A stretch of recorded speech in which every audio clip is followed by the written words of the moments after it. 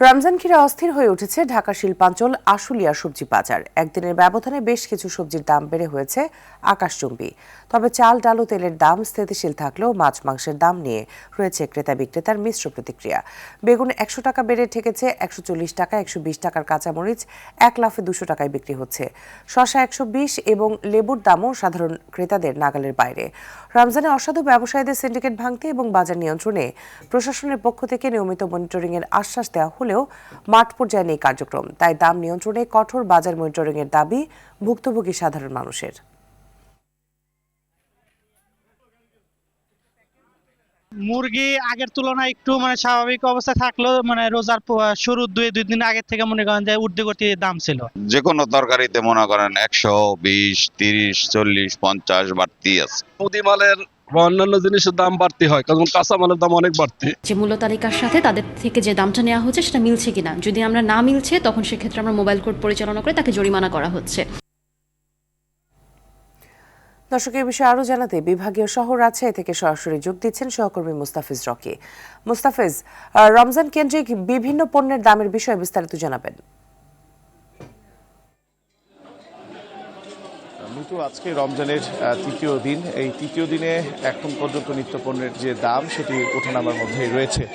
বিশেষ করে ইফতারে যে সমস্ত সবজি ব্যবহার করা হয়ে থাকে, যেমন আপনার বেগুন, শসা এবং লেবু, এগুলোর দাম কিন্তু কিছুটা বেড়েছে, আবার অনেক সবজির দাম কিছু কমেছে। বিশেষ করে বেগুনের দাম রাজশাহীর বাজারে আমরা আজকে দেখেছি যে কেজিতে ১০ টাকা করে কমেছে। তবে লেবুর দাম কিন্তু আগের মতো ৮০ থেকে ১০০ টাকা হালিতে বিক্রি করা হচ্ছে। এছাড়াও শসার দাম কিন্তু আমরা বাড়তি দেখেছি, অর্থাৎ শসা এখন বিক্রি করা হচ্ছে ১০০ থেকে ১২০ টাকা কেজি দরে।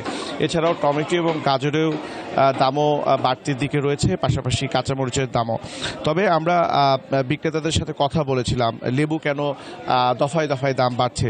তো তারা বলছেন যে মূলত সারা বছর লেবুর উৎপাদন হয়, তবে এই সময় অর্থাৎ জানুয়ারি থেকে মার্চ মাসে লেবুর মূলত ফুল আসে এবং জুলাই থেকে আগস্ট মাসে লেবু আহরণ করা হয়। তবে এখন বিভিন্ন জাতের লেবু ১২ মাসই চাষ হয়ে থাকে। আবার রোজার যেহেতু কয়েকদিন গেলে তারা বলছেন যে এই দামটি কমে যাবে, যদিও এখন তারা বলছেন যে লেবুর মৌসুম নাই, ফলে পর্যাপ্ত পরিমাণে বাজারে লেবু তারা পাচ্ছেন না, এই কারণে দাম কিছুটা বাড়তি। এছাড়াও আমরা কিছুক্ষণ আগে ডালের বাজার ঘুরে আসছি, সেখানেও আমরা দেখেছি যে বিশেষ করে খেসারির ডাল এবং ছোলা, এই দুটির দামই কিন্তু আসলে কেজিতে ৫ টাকা করে থেকে ৫ থেকে ১০ টাকা করে বেড়েছে। এছাড়াও অন্যান্য যে বিশেষ করে প্রোটিন যুক্ত যে খাবারগুলি রয়েছে, বিশেষ করে মাছ মাংস, সেই বাজারগুলিতেও আমরা দেখেছি যে মাছ মাংসের দামও কিন্তু বেড়েছে।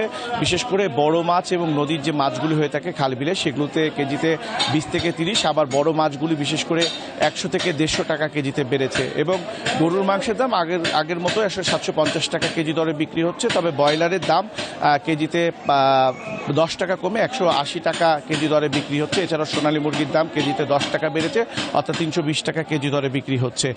এক প্রকার বলা যায় যে যারা ক্রেতা রয়েছে তারা বলছেন যে বাজারে তারা পর্যাপ্ত পরিমাণে যে মনিটরিং ব্যবস্থা সেটি তারা দেখছেন না, এবং আমরাও বেশ কয়েকটি বাজার ঘুরে ঘুরে দেখেছি, সেইখানেও আসলে আমরা বিশেষ করে বিক্রেতাদের যে মূল্য তালিকা রাখার কথা রয়েছে সেটিও আমরা দেখতে পাচ্ছি না। ফলে বিক্রেতারা তাদের ইচ্ছে মতন দাম হাঁকাচ্ছেন এবং বাজারে আমরা পর্যাপ্ত পরিমাণে সরকারের পক্ষ থেকে যে মনিটরিং ব্যবস্থা সেটি তেমনভাবে আমরা লক্ষ্য করছি না। যদিও সরকারের পক্ষ থেকে বলা হয়েছে যে এই বাজার নিয়ন্ত্রণ তারা কঠোর হুঁশিয়ারি দিয়েছেন, তবে যারা বিক্রেতা রয়েছেন তারা খুব একটা বেশি তোয়াক্কা করছে না। তো মিতু, এই ছিল আমার কাছে রাজশাহী বাজার থেকে সর্বশেষ। ধন্যবাদ আপনাকে।